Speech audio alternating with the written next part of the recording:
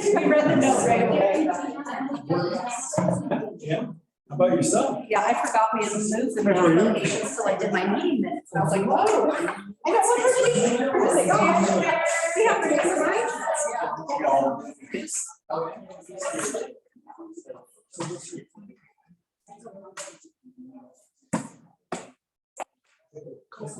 Yeah. Didn't know I needed room, so I got my own paper. Oh, I smell that one or two. We all got it. Oh, thank you. Bet that hurt. And Susan, welcome on.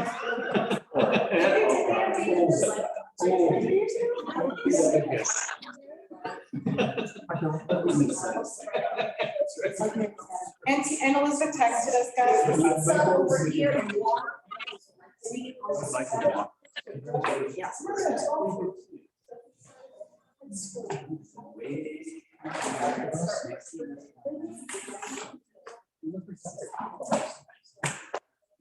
Nope, I'm late. Yeah. Tina's calling. Tina's calling and Gary's calling. There's a veggie pizza up there. Hi, Chris. I like What's the coachers? Luke's in Oakland High School. Yes. Oh, yes. No. I like it's fun. And it was really fun. Very small. Yeah, she's my GC for elementary teachers. You weren't as a team. Just. Yeah. I guess. Can you hear me, Kat? I haven't seen them for a few years.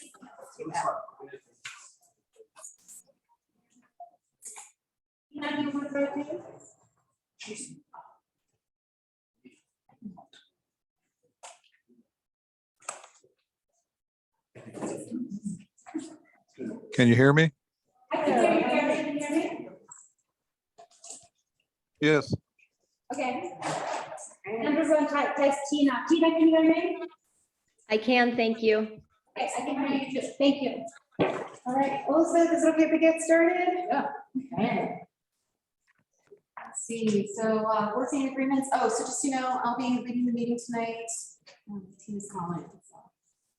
Let's see, let's start with our working agreements.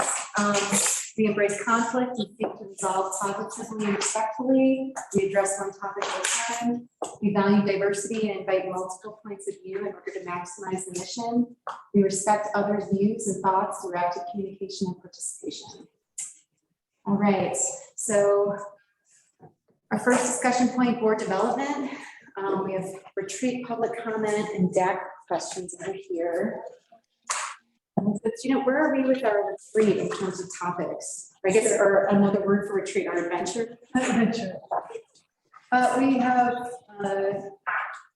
at this point, just to really focus on some of the action planning work, and then also, that's where I have some part. Okay, so mostly the action plan for that. And then just general board development, I know. I've reached out to Ellie Martinez. She reached back out to see if the board wants to re-engage with her again to facilitate that work. So I'll do want Karen Reynolds to be here for the board development. You don't think? It'd be helpful to consider what they would bring to the table with regard to the agenda.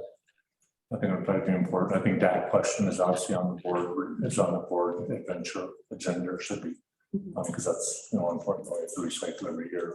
So I guess that'd be the question, is trying to figure out what they can help us understand or figure out or solve or work through with regard to our action plan or what we're trying to accomplish. What help us to figure out who to have and kind of what we would want them to specifically help us with. Like we don't want to have a question that they would be able to help us answer would be my thought. If you're bringing somebody in from the outside. Makes sense to me. I don't really have their areas of expertise on recall at the moment, but that would make sense based on our agenda. What would each bring and what would be most appropriate. And some of you might know more than me. So. One thing that we have, we've added for 11.6 around communication is really those board community reaches that Karen spoke about. I have that as an action item, but I think really there being some time for that, those to really be fleshed out, what those look like could be an important part. And I think Karen could help with that because she led it as the board president for so long as a topic.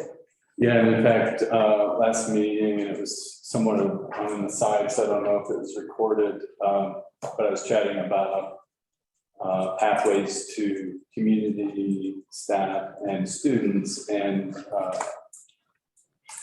Tina Vidovich did ask me to kind of put some thought into that. I did do that, and actually that way, Lynn Lee, who oversees the restorative justice, that's brought into the school, and we did kind of did some preliminary planning around that, which would address some of that community engagement and staff and student engagement. So that might be appropriate if because Karen did have, I know several examples that she shared, which I think we could work on.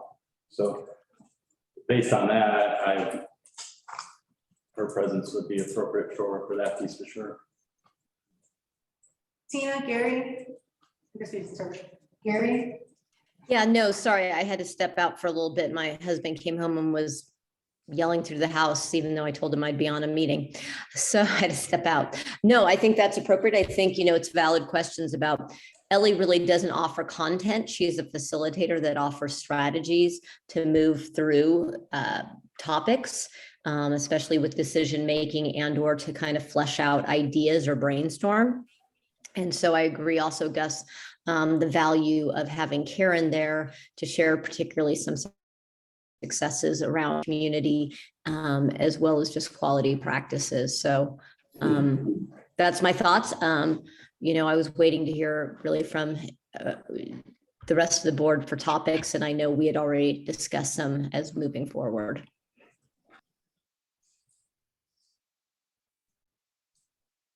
Okay. Gary, do you have any thoughts to share?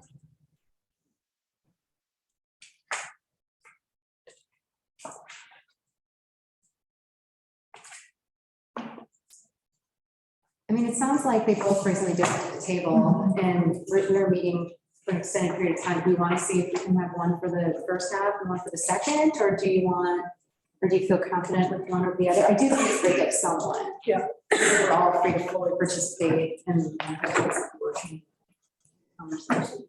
That's important, but I don't know. So I have it on July 11th, is that correct? Just make sure we're talking about the right time. And how many hours do we have set aside for that? We haven't set aside the total time. We just have it kind of tuned out starting at 11 because we need to have also a work session and a board meeting.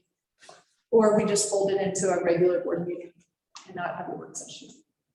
So we haven't determined the dates of that or the time frame. So potentially 11 to 3:30. Just to make sure the time spent effectively would be important. I mean, I think we have important topics to discuss that maybe, some of the things that are going to come up today in our work session, some will come up in our regular meeting, that important topics, not only for us as a board, but also for the community. And so if we're going to be doing the work for the community, I think we need to make sure that we focus on the things that are important to them, since they're our constituency. Okay. Well, I guess. I was going to say that the community engagement model, the community engagement, staff engagement, and student engagement, that's something that I foresee we are creating as a fixture that'll be a way of how Manitou does things. And so with Karen's background there, it might be a wonderful opportunity, just as I'm looking from that specific lens, to actually get something workable in that amount of time, and using her experience, because I know she's had some of that already and had some discussion around it. That would be exciting for me to have someone with experience conducting these types of things, and with the ideas that we can bring to the table and hopefully get really cemented that we can move forward with.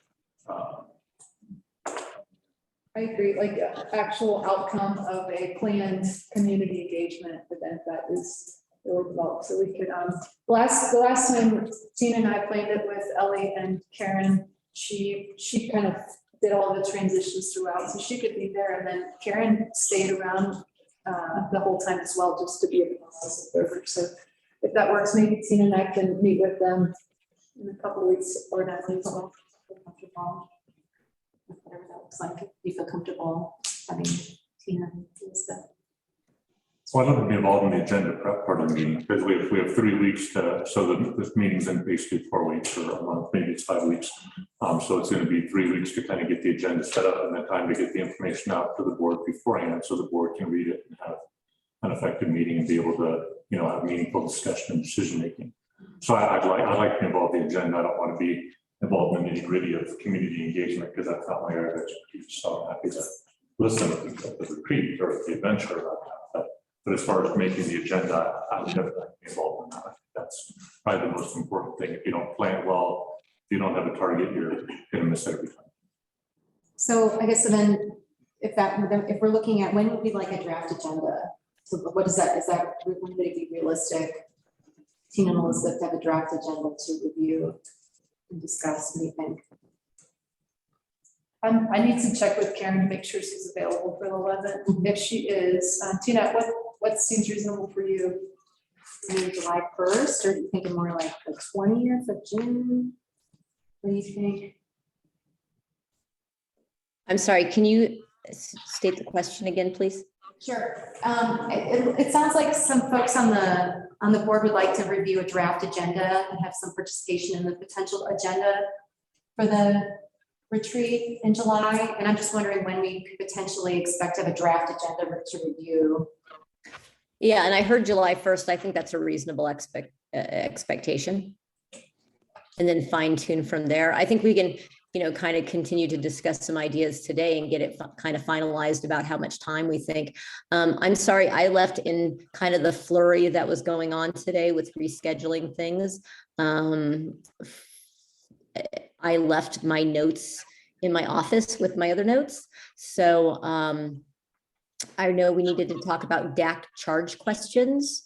And I think those questions will center around some of the topics that we've continued to talk about. You know, staff voice, you know, continued, you know, I wouldn't even say the word retention, I'd say satisfaction, like more than retaining, but really highly satisfied staff. And talking about those practices. So I think, and the rest of the board, you know, think about what those DAC charge questions may be as well. So we can come up with 2 to 3 for the coming school year. So I have that on for today. Is that, Elizabeth, do you have some suggestions for today, or is that something more for the retreat? More for the retreat, just wanted to kind of plant the seed of those types of things. There's a Senate Bill 70 that's coming up, and I think that's going to be real important around evaluation processes. It's not going to be changing until the 23-24 school year, but it is something that I'd like to give more information at the retreat, so that may be folded before questions, because it's quite different than Senate Bill 191 that we've been operating under for a long time. Okay, and what is the name of that? It's Senate Bill 70. That's going to be an interesting one. I think a lot of staff input, but also community input just to understand it. That itself could be quite a big charge question to get us ready for the next year, and maybe even have the DAC as well as another committee working on it, right, at different levels. So really, if I think if Ellie, just kind of thinking about the agenda, that would be something good that Ellie could maybe run through a protocol to kind of get to the charge questions. 2 years ago, the charge questions were, I don't know if you remember, they were so broad and so big. And then the first year we had charge questions, they were much more narrower. And so just what approach does the board want to take? Maybe Ellie can facilitate that part. But those are 2 topics that come to mind, as Tina said, retention and satisfaction of staff. And then it also lists public comment on here, and I can't recall why that is up for discussion. Was that, I thought that was more about where we were including that in minutes or something, or why, do you know why that's under board development? Yeah, just because when we get to the regular meeting, when we get to the regular meeting, under board development, there's some potential action items for the board to take around. So like item number 3, work session minutes. So we wanted to talk about that now, or we could talk about it as a discussion when the action is being taken. So whatever, I just wanted to put it as a placeholder. One thing, again, being pretty simple, this should be an easy thing. In the work session minutes, we want to have them wherever it's easiest for Kat and Kendall to put that on in board docs. That costs the district the least amount of money, as long as the public knows where that is. That's what I would recommend, because that just makes sense. And I say the same thing for the public comment. Right now, the public comments in administrative content, so although it's public comment, so obviously it was made in a public forum, and most people gave us their notes. One of the participants from the April meeting actually emailed the notes contemporaneously with while she was talking.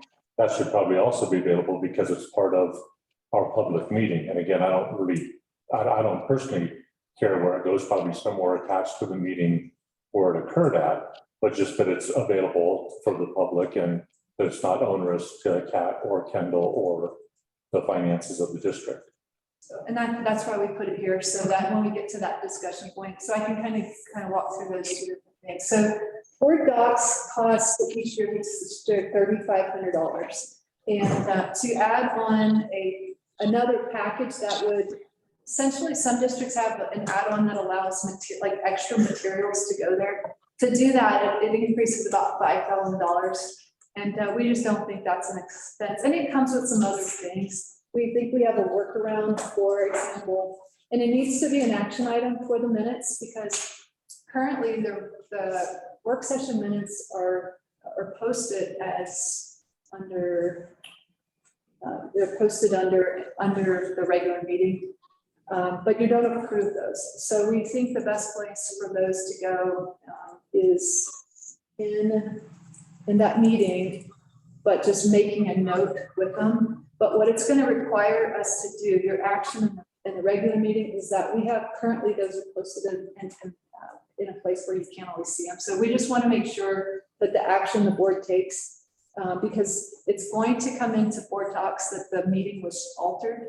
And if any changes, it'll say Kendall made a change after the meeting. So you just want to make sure that what we're doing is capturing it. So the question to the board is, do you want to keep them where they've been up until this point, and or take action to move them into a place all work session minutes can be seen by everyone? So that's the dialogue right now, because like I said, it's going to show that Kendall has changed the meeting, and we just want to make sure that that is captured. So that's separate than the other topic around public comment. Yeah. So even though, so the work session minutes, so for example, the work session minutes from our May 16th meeting are in the agenda for this meeting under regular meeting minutes. So there's public comment and there's administrative content underneath it. So that would cost $5,000 to move that to a different place in board docs. Yeah, it's basically is that maybe Kendall or Susie can speak better to that. It's a whole nother platform of board docs. So like there's different pieces. There's the policy piece. That's one platform. There's the board section. So it's this other section called library, and there's a bunch of enhancements to it, and I don't even know all of them. I know a lot of districts use it for their public correspondence. So when people write letters to the board, they put the board correspondence in there. Others do it for various things. I'm not sure the extent of it, but that whole like separate platform is another $5,000. So the workaround would be like today's meeting administrative could be posted in public content, but we need to put some notes or markings for it that says no action taken on this particular document. So that it's captured there. So we just want to name it very carefully. The other place it could go is at the bottom, like under adjournment, even though it's not an action item, we could put minutes from the work session there. So we're just trying to figure out a way that it's clear that there's no action taken, but they're also available to. I'd say whatever's easiest for Kat and Kendall to do, as long as the public can get to it, since one of our goals is transparency. And then also, I'm sure the districts have caveats that they put on those, that those minutes were not, there was no action taken as one, obviously we have to say that, but also two, that the minutes were not approved by the board, because we don't approve work session minutes. So if there's something that's not accurate in there for whatever reason or not complete, that's not anything that could be called back on the board saying you said this at the work session. We didn't act anything at the work session. So I would say easy for Kat and Kendall, not expensive and accessible to the public would be my 3 thoughts on that. Kendall, do you have a thought about what's better for the posting for you? I think it's just easiest to put them in just the regular areas. What? So put it in under public comment, name the file, maybe within the file say, there's this running header that says no action was taken. And then how does that work if we just have a work session that's not attached to a meeting? So then, if it's not approved, then typically we just put it in the next time we have a regular meeting. So the action, the board, when we get to that, if you all want to do that, then there'll need to be a motion. And the question is, do you want everything prior to this meeting to come since we've been using board docs to be moved, that means every single meeting will be moved. And so it'll show that there's a change to those meetings. So we may want to put a header on there that explains what that, like, if you see a move, like something is moved, it's just because If there was a change. Yeah. so that there's an iPhone. So I don't know if that's easier. That makes sense, though, so people understand why there's Why it's weird, this. 2024 new administrative content work session meeting minutes. And why, if anyone looks back and says Kendall Kelly altered this meeting from 2 years ago, this was what was happening. It's really important. Does that sound okay? That's that. That's, I guess, our Gary. All right, anything else before we move on to the next item? I think the only action item is really good by July 1st. We'll potentially draft agenda to review. Without an action item, but it's a suggestion. Suggested. So, Other thing is that posting for public comment. What did we say? We said posting for public comment. We believe the best place for that to go would be in the work session. Sorry, the regular meeting for the following meeting. So we're not altering the meeting that it was in. So for example, Eric speaks at tonight's meeting, that the public comment for what he submitted would go on the next regular meeting. Under public comment, we would put item 2 and it'd say public comment from the meeting, whatever, June 6, 2026. Because we don't want to keep altering the meeting that's already happened after this motion. So that's where we saw it being the most closely connected to public comment and the closest to the time frame outlined most recently. I mean, if it doesn't work, we can always try something. yeah, it doesn't matter where it is, just as long as people know where to find it. So you need to send us an email as well. And that's where we looked in some other districts do it that way with any correspondence to the board, they go under that from that time period between meetings. I'll go under there to save money.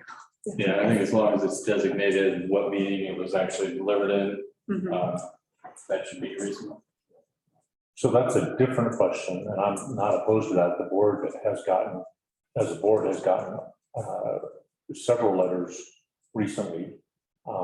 If we posted all of those, and again, I'm all about transparency, so it's fine with me, but there's HR letters that have come to the board and requests for appeal and requests for a meeting with the board and things like that. So I think the letters to the board is a different question. I think it's a valid question to talk about it, but that's different than public comment and work session. And certainly something we want our attorney to weigh in on, because we're starting to dive into personnel Yeah, and all that. So. That could be a good topic for the retreat as well. did you say we have guests tonight? What's that? Did you say that we have guests tonight? Oh, sorry, I misheard you. So it was, because I wanted to add a question on board development about agenda prep. And because at the work sessions, my understanding is from the email that Tina replied a few days ago that we're supposed to talk about new items for the agenda in the work session, which is a little more difficult from a time standpoint when the work sessions right before the regular meeting, which is totally fine. That's just a function of it's summer and people are busy and and those sorts of things. So I'd like to talk about that. I'm not sure when the best time is in the work session to talk about potential items for the regular meeting agenda. I'll defer that to you. So you're talking about the agenda for July 11th. That's what you're discussing? It could be for So July during 11th. so we have the board retreat agenda, and then we have the board meeting agenda. Right, I was actually talking about for the meeting that's going to be following this week. Oh, okay. Because some of those things are time sensitive and some of those things have, to quote our president, a sense of urgency about them. What do you, I guess this would be, I mean, board development is probably the biggest of our agenda items. We can discuss that. We just have to, we need to go to the policy on adding, changing agenda. Oh, yeah, I don't think we can add anything. You're not asking to change the agenda tonight. You can add to the agenda. We did that last month. We talked about having the attorney here. We added that as an agenda item. So you certainly can change the agenda, add to the agenda with the vote. Is that what you're asking for? I can't. I'm looking to see if we want to discuss, I mean, if we want agenda prep, I think is important, and we might need to try to figure out a way that makes sense for all 5 of our board members to weigh in. And second, if we want to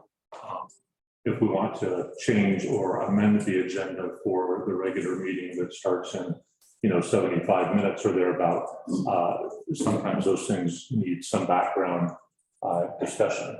If you're going to be discussing it, and if there's a time sensitive nature to it, like 15 days, for example, then we probably need to have that discussion happen sooner rather than later, since it's out there in the public, at least by a couple of our speakers that were at the April meeting, that the board's not following its own policy. And we need to make sure that we are doing a good job of that. I've got the 3 letters if you want to see them. Okay, but I'm still confused. So there's an agenda item you'd like to add. Correct. Okay, so what agenda item is that you'd like to add? It would be probably broadly described, and it's the email that I sent to the board. Again, I so appreciate the fact that Elizabeth gets information out to us before the meeting. Otherwise, we would never have an effective meeting. We could never read all those J and G documents in the meeting and be done before midnight. So if it wasn't for Elizabeth and her team taking the time to prep that, get that to the board so that we can review it beforehand. And again, back to the meaningful discussion and decision-making process, it would never happen. So I appreciate that. And that was my goal when I sent the email out on Saturday. Yeah, I missed it. I'm looking at it right now. I didn't get it either. Yeah, and I just sent it to the board. That would be helpful if I could get those communications and preparations for these. Okay. Well, Elizabeth, I had talked to Jack and I had sent back that by sending out information to all the board members, that was really violating what we talked about as far as boards collaborating in such manner, and that email should not be used for that. And I think, Jack, at least from the email exchange you had with me about agenda setting, your concern was how to get specific items on the agenda. I said that it didn't preclude discussion about any of those items, but that agenda setting happened at the work sessions. Agreed that sometimes the timing is not optimal. And so that's a discussion. I would not like to get in the habit, however, of changing agenda items the day of the meeting. And yes, it can be done, but I think that gets into transparency as well if people are checking the agenda, meaning our constituents ahead of time. I just sent it to your Mac email. I sent it to your school Yeah. district email. Yeah, no, I'm fine. Okay, so let's see. So back to today. So So maybe I follow up while you're looking. So to follow up on your comment, so we don't want to make it look like we're having a meeting over email, which I 100% agree with, which is why my last line was my hope by including the relative documents, which we all have had access to previously, will help the discussion and meeting be more efficient and effective as these issues have time constraints within the policies. My goal was not to have a discussion. My goal is similar to using the time before a meeting to prepare the board in a similar way that Elizabeth does when she sends out information before the board meeting, which I find incredibly helpful. And I understand that, Jack, but when Elizabeth's doing it, she's doing it based on agenda items that we, the board, have discussed prior. Whereas I see what you're putting forth as items that you want people to consider when we have yet to speak about them as a board and say that that's where we're going to spend our time and energy. And that is what I'm saying. And again, I'll state it, precludes the idea that we are a board. And that's why we agree on the agenda items to maintain focus. And we reach consensus through that process for our agenda setting. For the next months, for the next meeting, is that what I heard? Correct. And so that's kind of why we also went to 2 meetings, split instead of having them sandwiched like they are tonight. I agree with Jack, because of summer schedules, this was necessitated this evening to do it in this manner. And so in some cases, yes, we do need to change the agenda the evening of, but as I said, I would not want to make that a habit. So if you're talking about how do we change and look at our agenda setting process, we discussed that at work sessions, that would be part of board development, and that we would reach consensus about topics that the board engaged in. The board work is what the board agrees will be board work, not any independent or individual board members. Yeah, and unfortunately, Jack, I'm still not seeing it. Yeah, sometimes when I'm here, I can't, things get stuck in my outbox. Yeah, I wonder, I don't know, I wonder too, because, yeah, I don't.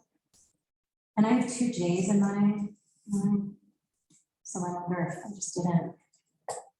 Yeah, I don't know. Anyway, I don't have the email. Can you access your Manatee Springs school email or no? Yeah, I'm looking at it right now, and I can't find it. So it's just hard for me to have this conversation because I don't have access to the documents, but, okay, so basically there's a couple of policies that you would like us to review. The policies are not currently part of the agenda. And that's what we're discussing right now, just to. Well, actually, my concern is we have policies that we're not following, is my concern. Here's a paper copy.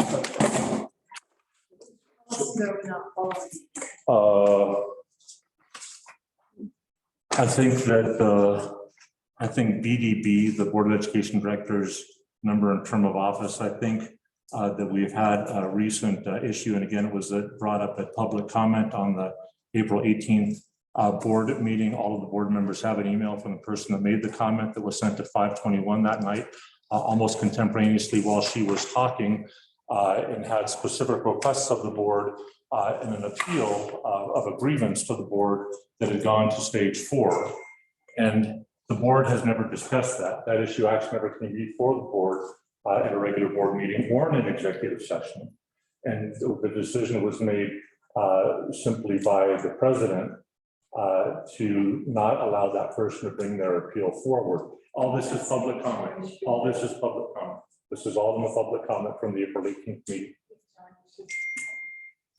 Which let John win when John thinks he should win, and not directing him necessarily.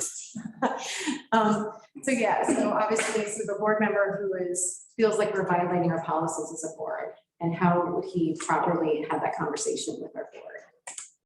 On the agenda, It is not. not on this agenda. But we set the regular meeting agenda for work session, as Ms. Vidovich has already alluded to. Yeah, you have a couple options. One would be to adjust this agenda or plan for it in the future agenda item. This topic would be an executive session in my book. Yeah, if this is a personnel matter, it sounds as if it'd be a personnel matter that would need to be addressed, and or legal advice on matters coming before the board that would be of a legal nature. I know I certainly like to prepare in advance, which I know it's not. Yeah, no, that's why I just send that information out. So yeah, an executive session. You're inherently in a conflict. If there's an email coming to the board and you can't meet as a board through email, or if you do, it's a meeting that needs to be posted and so on. And there needs to be a response to that email. It sounds to me that's where there's a conflict, if you will, of how to manage that. You need to manage it by policy. It sounds like an email with this information was communicated. For me, It sounds like an email was where this information was shared. So it sounds like an executive session matter, not a real meeting. So I guess the question then is, and this would be to the whole board, but do we feel like we can wait until the 11th to have that executive session, or do you feel like we need to look at having a special meeting sooner than that. So a couple comments, just as you can tell, I've spent a fair amount of time on this because I think due process for staff is incredibly important. On the executive session aspect, according to GBKR, grievance may be held in executive session at the request of the employees, the superintendent, although I think Elizabeth, at the last meeting, you said you wouldn't demand an executive session for things unless I misheard you, or the board. I don't know what you're specifically talking about, so I Okay. don't want to be quoted around anything. Okay. I don't know what you're talking about. I feel like we're not prepared today, so the meeting's not gonna happen, in my opinion. I Okay. need to talk to everybody else, but I would feel comfortable doing this another day. And so my question is, do we need to discuss having a special meeting sooner rather than later, or is this something that we can discuss at the July 11th? Well, if we're, again, for step 4 in GBKR, which again, from my review of both the allegation as well as the policy, we clearly are at step 4. The decision of the board shall be final and shall be made within writing within 15 working days of the board's review. So we received this initially, I believe, on April the 4th. So we're already way over 15 days. So if we just want to keep being over 15 days, we can certainly put it off. That's a question for how the board wants to conduct itself. Okay. So I think that's an important question because. So I'm gonna jump in, and I apologize again, the acoustics are hard, but I just want to, again, because we cannot get into the specifics, since this is a human resource issue, not and it's an administrative issue at this point, not a board issue. I think it needs to be discussed. And I think, Jack, you're looking at it from a different perspective than what I replied. And that is the response. And so I'm not going to get into any deeper with it here in public because it is unfair to the employee. And so we will have to go into an executive session. If you feel that needs to be done sooner, we can do it sooner than July 11th. But you're right, we do disagree on this topic. Well, and I also think there's two things happening. There's the actual email issue, and then there's the fact that we have a board member who believes we're violating our policies as a board. And those are like two separate conversations. I mean, they're the same but separate, correct? And I would certainly like to determine how, as a board, we decide when we are violating our own policies. I mean, that seems integral to our work. And so I definitely want to have that conversation, but that's slightly separate from us getting involved in this particular issue. So I think there's two conversations happening. Yeah, and I think, as far as board members, violating policy and policing themselves, I think they're going to get even deeper into that when we have the Cora conversation. So I think that might be something that we have with John as much as we can now, and then again at the board retreat. Okay. So we can, we can decide something now. We can discuss this again when we get to our actual meeting and talk about board self-reflection or something. We can discuss whether or not we want to schedule an additional meeting or add it on to the July meeting at that point. Has everyone had a chance to voice their opinion on this? I'm not necessarily opinion, but am I understanding correctly what is being requested? Natalie, this is Gary. Hey, Gary. Hey, I just want to say my opinion on that is I'm pretty much on the same page as Tina. I think that this is an administrative thing that should have stayed at administration, and it shouldn't even be at our level yet. So as far as breaking any policies or guidelines or anything like that, I don't feel that we've done so. I think that we need sometimes to look at it that we're getting way too in the weeds on a lot of issues. Thank you. I'm curious, Gary, did you have a chance to read the documents that I sent a couple days ago? I know you're out of town, and sorry that we're disturbing your out of town time. No, I didn't, Jack. I didn't.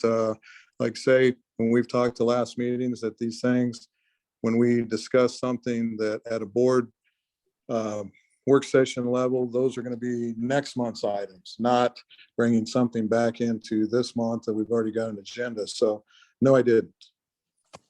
So from a precedent standpoint, last month, we talked at the work session about having an attorney-president at board meetings, and then we put that on the regular session agenda. So I'm sorry, I've run a lot of meetings and have a lot of experience with trying to do this. If you have policies, you have to follow the policies.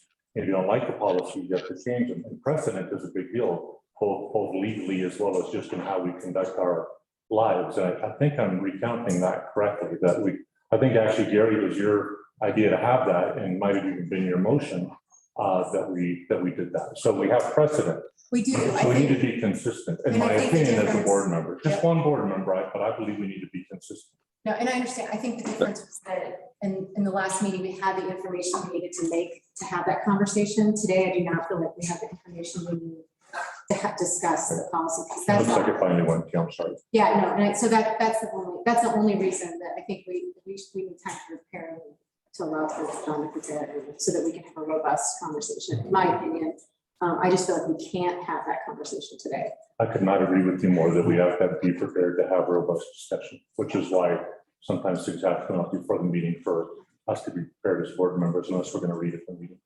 So if you don't mind, you can bring it up. And again. also, Natalie, Yeah. also, I was the one that brought up having the attorney president things just because of issues like today, for example, if he can say, you know, we should move on, we should postpone this to the next meeting, we don't have enough information, those kind of things. Yes, I did. I was the first one that brought that up, and I still feel that's a valid thing to have. But, you know, bringing stuff up at the 11th hour, I'm not liking. One thing too, just, we did not get to the vote for the attorney to be present, so that is an action item. So it was discussed, it wasn't acted on. We invited John anyway, because this is a good topic, and that's what's nice sometimes when Susie and I think, oh, this will be good, I'll reach out to the team and say, I think John should be present here. So there is an action item that actually never got voted on because of the wildfire. All right, so do we feel okay that we can move on to the next item for right now? Can I just recap what the retreat that I think I have captured: action plan, DAC question, Senate Bill 70, retention and satisfaction staff for staff. And then also potentially like letters and correspondence to the board with, might that go with Karen Reynolds, some community board superintendent linkage process that could actually be kind of created right then, and with some actual outcome data. So I think I have that from the retreat. And maybe just, I mean, it's not, I mean, it's too general anyway, but just general communication, like us as peers with Lindley, but also, again, how do we distribute information as a board to one another? You know, what do we also want to create deadlines for how long we can be expected to respond to emails, or I don't know how it works, I didn't get one, but you know, like that, just communication in general, right? Does everyone feel comfortable? So I 100% want this on the agenda, and also the scope of the president to weigh in on HR issues without the board's involvement. I think that's very important, especially when the board is referenced in emails as though the board had a discussion. So I think then, Jack, then that's a great discussion. I'm happy to have it. I think we need to understand also then how we're classifying various emails. And I think that's therein where perhaps we differ in classifying the content of the email. And so I think we've had a multitude of emails, and then we will need to decide exactly that. So again, I'm not going to get too into the weeds on it right now until we get into discussion, but I think that's perhaps the gist of it, is the classification and understanding the content of the email. And I'm sure Mr. Stanek has some more on that as well. So officer responsibilities and scope would be good to have on the agenda for the board retreat, please.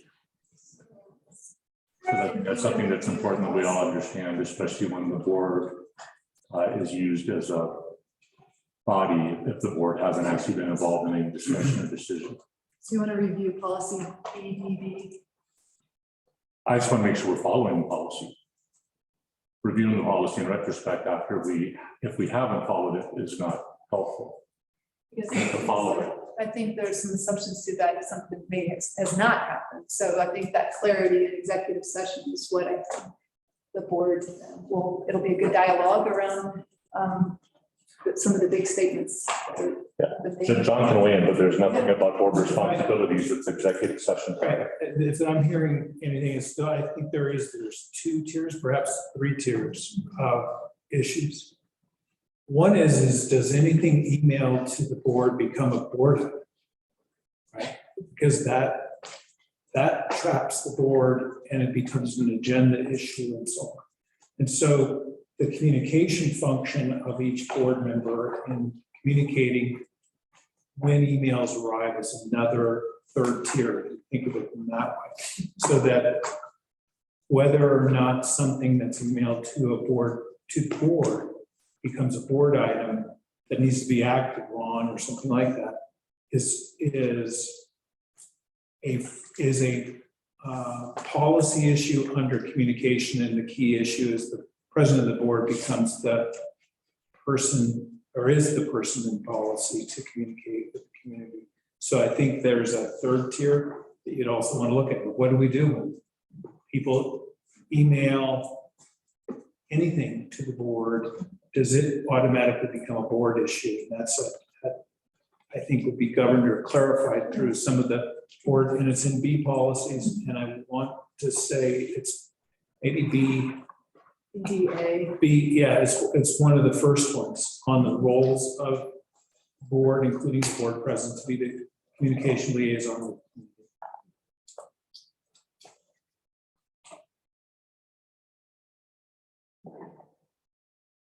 So we'll get that draft by July 1st.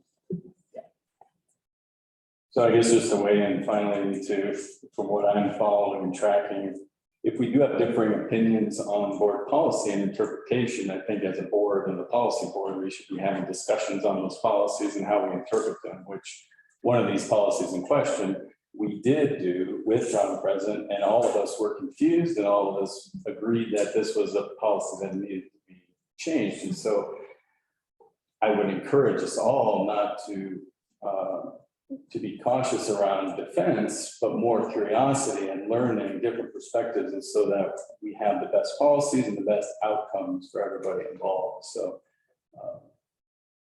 that's my 2 cents there. I think it's great. And then when we get into the regular meeting, those first readings of those revised policies will be, I think, also bring some clarity for the whole team, including our administrative team, who daily has to use these and work through them. Okay. Okay, core requests. So, let's see. I don't really have anything attached to that. I do know in general, I think we all learned a lot about some aspect of core requests. Yeah. And how that plays out. And I guess, are we discussing like what to do with the information we now have? That and/or I know there were some questions about, okay, so once someone does a core request, and so we just thought John could kind of just speak generally about that process and then answer any clarifying questions to the board. Yeah, again, Cora, you want to be thinking just like you are, it seems to me, that this meeting is a meeting happening in public and that it generates public documents for the most part. And under Cora, most things are public with certain exceptions. So the presumption is in favor of public documents, I think, within that way.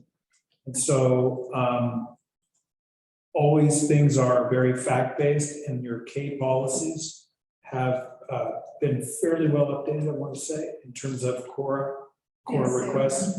I believe this young lady in front of me is the Cora queen, I don't know, Cora person. And so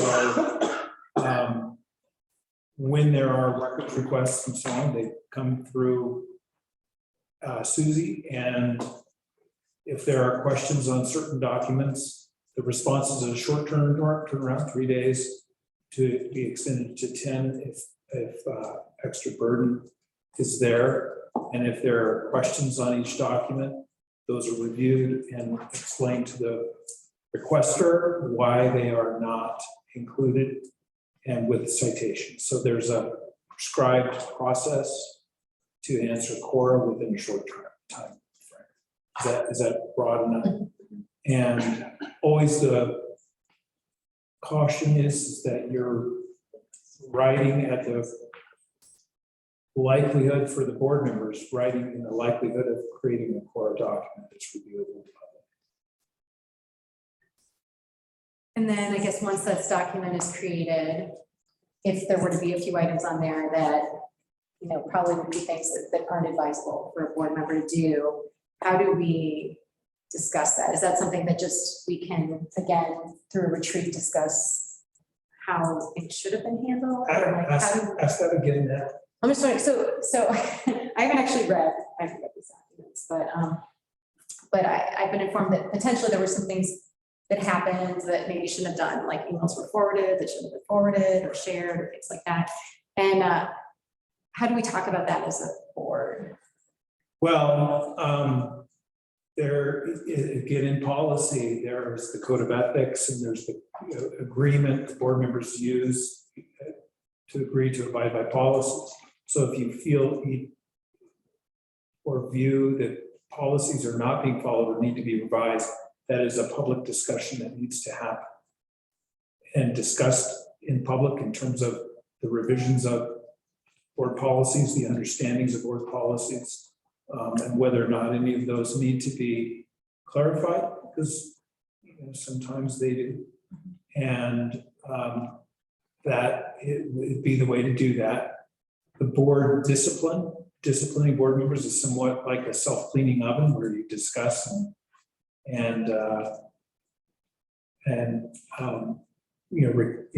request that be cleared up, much like it sounds like, and some of that is somewhat of a public pillory about things. There's also board president, Tina knows this as well, in policy is I want to call it the standard bearer, the one that, assures that other board members are following policy. So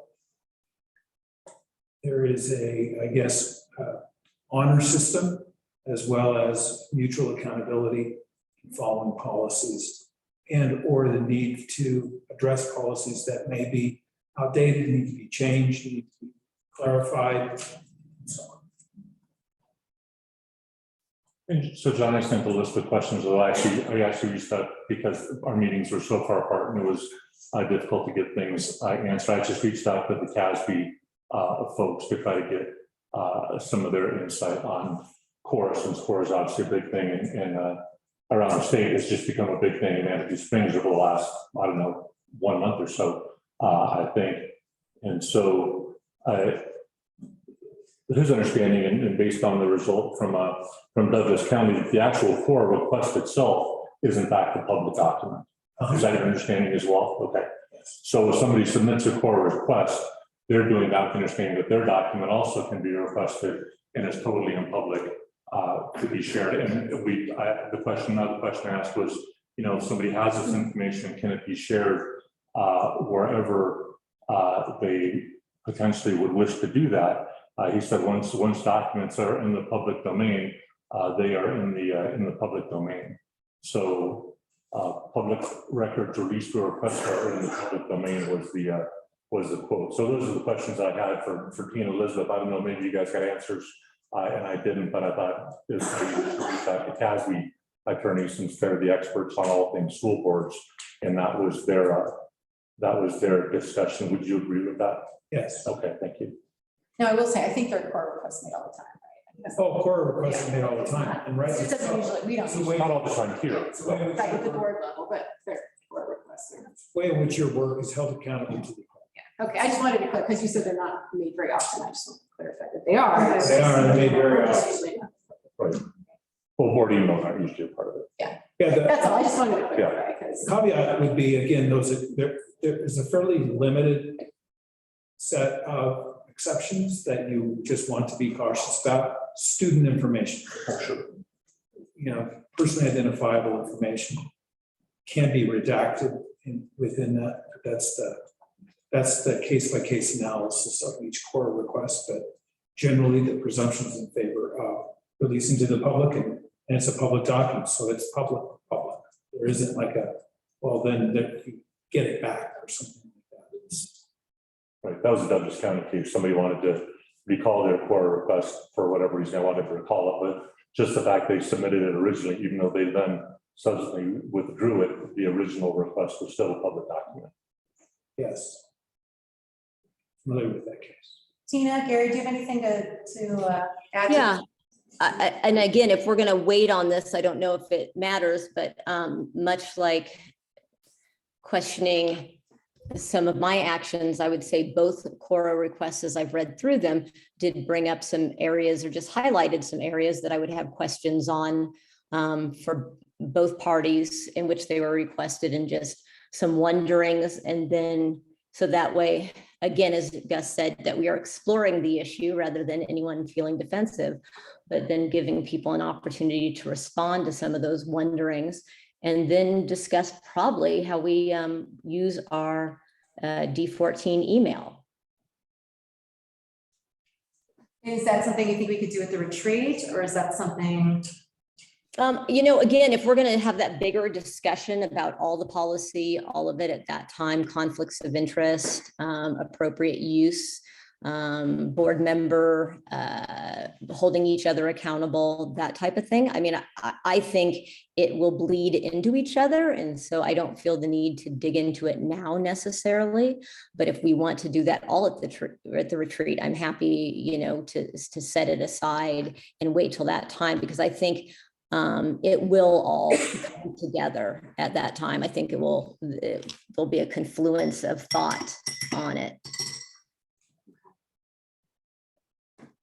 Well, I'll be in person, so that'll be easier as well.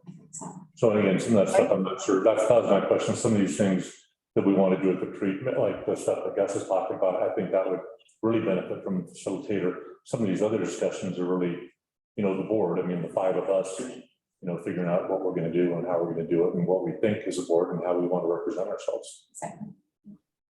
Yeah, I agree with that, Jack. I think, a lot of what we're going to be talking about in that respect will be adult issues, board policy discussions. And, it would be nice to just have that in one big bundle so we can continue to focus on the district and students and staff in these meetings. Okay. Gary, do you have anything to add?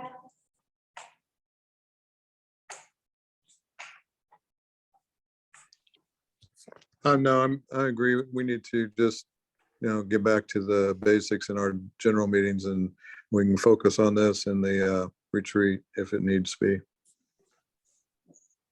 Gus, you're good too? Yep. Okay. All right, you have 2 minutes to do each.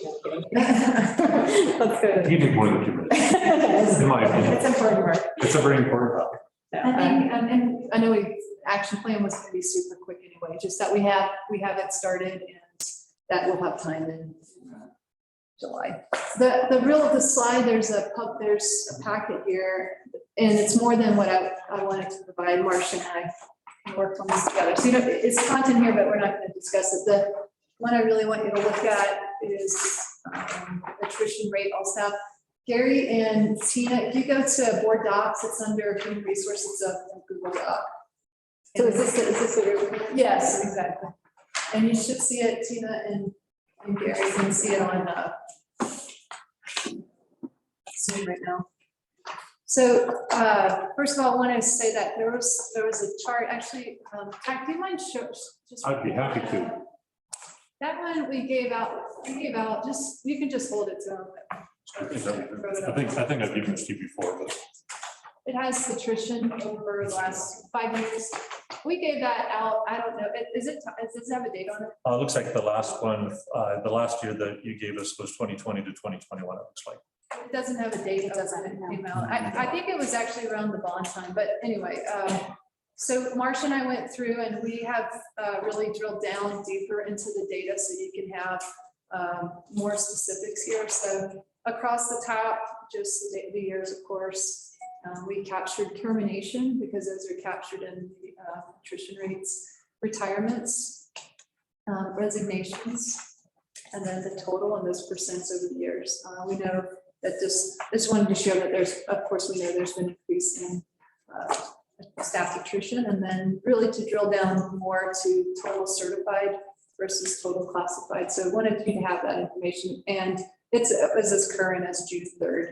I don't think we've received another retirement or resignation since that's come out. So the month isn't over.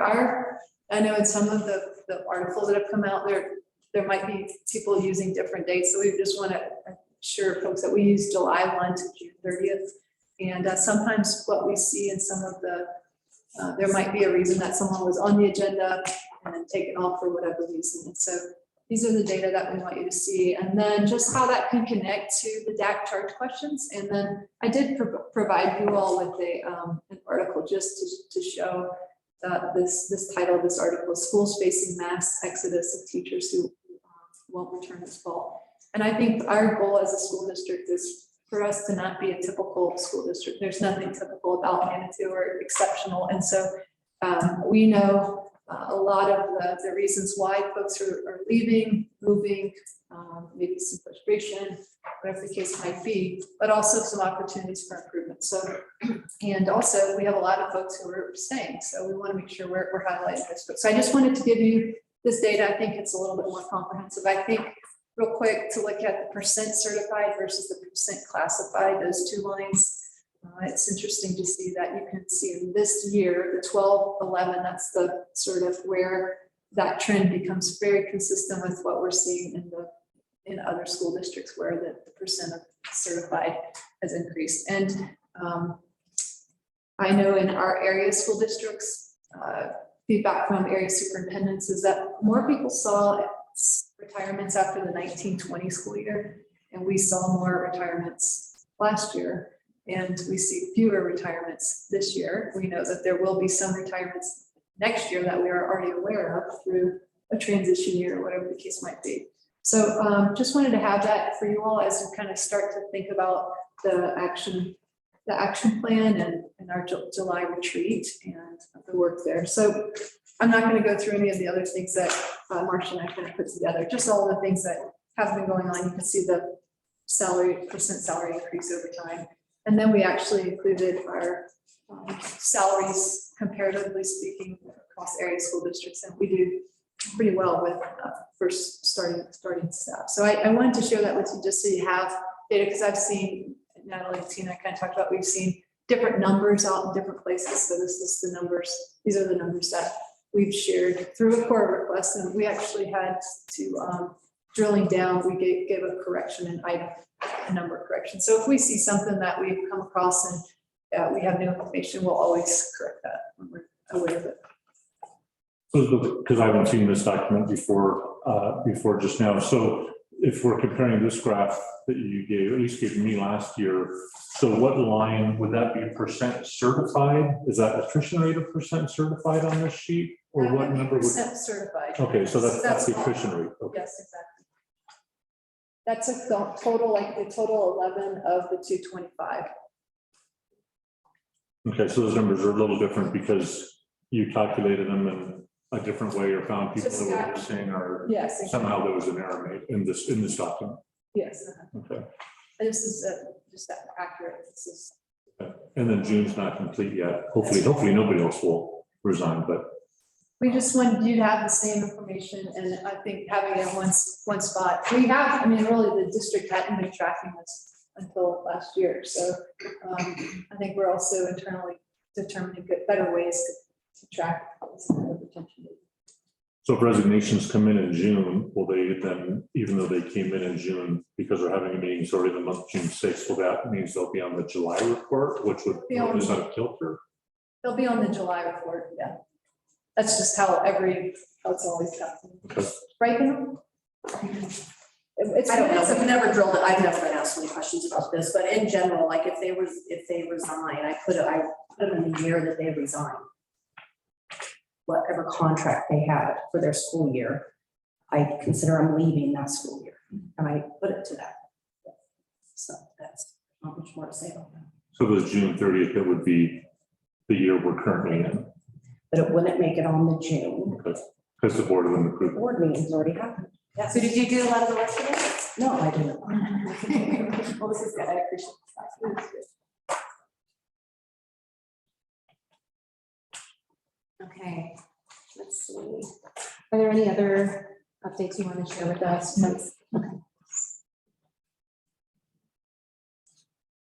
All right, and then you said the action plan, it's moving forward, we'll have something to look at, which is great, plans. And the goal, I can, by that July 1st, you can have more time to read the action plan, the draft form. It's draft until we start the school year, because there's a lot of feedback.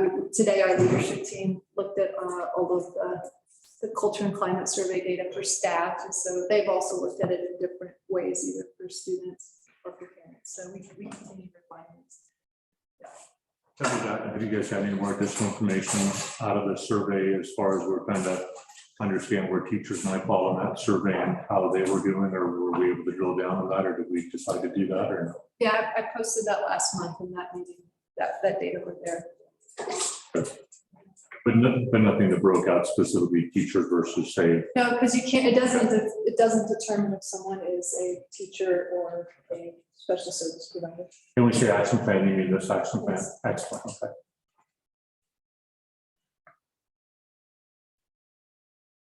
All right, so we good on the HR and the action plan? Okay. Superintendent formative evaluation process. So I guess it's something we've kind of discussed some different things, we've looked at some different things. Tina, do you have anything to contribute to this conversation about where we are with the evaluation? Yeah, I mean, only that, because again, sorry, all of my notes were sitting in a different binder in the office. But that I think we need to come to consensus on what we want out of that. And then how does that align with the summative? Because I think we got to the summative and, we're concerned, there's varied opinions about process, about inputs. And so to really think through what we want as a board and then kind of stick with that through, several cycles to make sure we get what we want out of it. And that might be, even something for Ellie or Karen. Karen has been through this process and a lot of these documents. I think, Elizabeth, you said you kind of pirated from D20, and made them more Manitou. And I think maybe even if Ellie went through a facilitative session on really our priorities around the evaluation process to really get to what is it we want, what do we value, what should an evaluation process look like for a superintendent in Manitou? When do we need to complete this by? When do we do the evaluation? It's like, it should start in June, July, and we finish it in August. That's the kind of timeframe. There's no legal, there's no legalities around the formative. It's best practice, and it helps us set the goals for next year with our superintendent.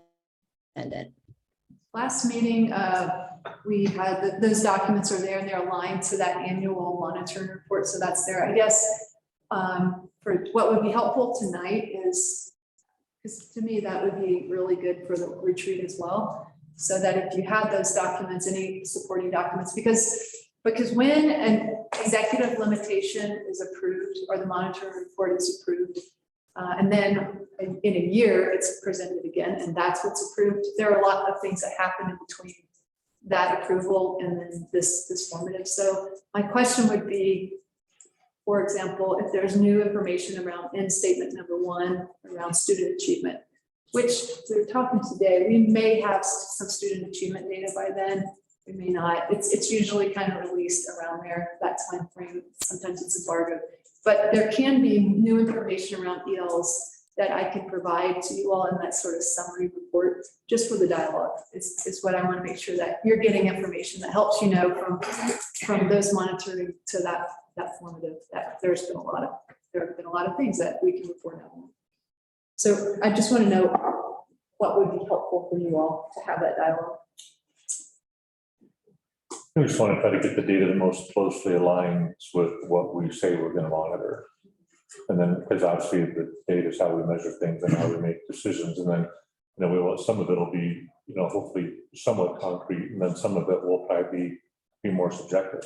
And that combination is probably appropriate, because that's how most evaluations are done on, outside of education as well. Although I understand we have constraints because of, executive limitations and those things, but, there should be some subjective issue there also. And I think I don't have it sadly in my whole stack of stuff, the superintendent thing, but I know you sent it to us, or an example kind of from B20, and I think we have to fill in the gaps for what we were going to be measuring, what we're going to be using as the data point. And I'm clearly not an expert in that. That's those monitoring reports. In my mind, it would be just taking what was approved and anything added new. So if like this employment data, we'd add that in so that it's always in this monitoring report. And then if anything changes from the next school year, we can update it. So that's what I would like to just bring to that July meeting, is some updates around these ELs and statements, as whatever new. I think something that Karen had brought before that I've echoed, I think would be really valuable on evaluations is also the board having face time with community, staff and students on their feedbacks. So much like a principal evaluates a staff member in the classroom, we would be able to have feedback from these groups on their experiences with the superintendent and provide that as feedback. And Karen had some ideas. I think they had done that in, I guess, B20. And so those were things I thought were going to be incorporated as well. So I think that's the trick is, Tina, should Gus email you directly any What? specifics around the evaluation process that he would like included, or is that, or do you feel comfortable just bringing that conversation that day? I mean, I'm just thinking of like 360 evaluations that I've done before. There's very specific way you do it. Yeah, and I think Karen had some examples of how they did those community processes and staff. And I don't know if she had students or something for every one of those, but I know she brought that up, which I think gives a good, good authentic feedback. So what I'm hearing is that that's valuable. It seems like maybe we're all interested in that. And if I recall, we were very much from Karen's conversation. The question is, if she brings it to the retreat, or even if she gives it to us 3 weeks before, we won't have time to implement. So what you're suggesting, and again, tell me if I'm wrong, is that we have that information to discuss what we will move forward with, or what might be ideas that we can use. Yeah, I mean, at this point, to your point there, I don't know that we would have time to set these types of engagements up and get participation in them. So Correct. we'll have to do with what we have the ability to do. But yeah, I think we could, along with the other engagement ideas that we discussed, I think this one too could really piggyback right into that conversation. Yeah. And having Karen, who's had experience in all of these things and has lived through them, would be beneficial for defining and then rolling that out from that point forward. So maybe asking for her for a couple, maybe artifacts that could be included in the board packet that she found especially useful or especially successful in her arena, and then certainly leave room for questions, comments, and other ideas. Would that work? Yeah, I think that would work. Would it be beneficial to give Karen a heads up, or do you think just working through this together would be fair enough? Oh, no, I think we would give her a heads up and ask her those questions ahead of time, so she could give us a few things ahead of time to put in the board packet, to get that out to everybody to review, but then also have that. I believe she's going to be in on a meeting with us for the leadership educational, we didn't land on a title, academy meeting in another week or two, and we can speak to her there in person as well. As part of the retreat agenda. Okay, yeah, but does that work? Yep. Okay. And we might have some information from the high school survey as well by then. I mean, hopefully good information that's valuable and actionable. That could also fall into that. Yeah, I think that would be, EL 1.1. that would be appropriate for sure.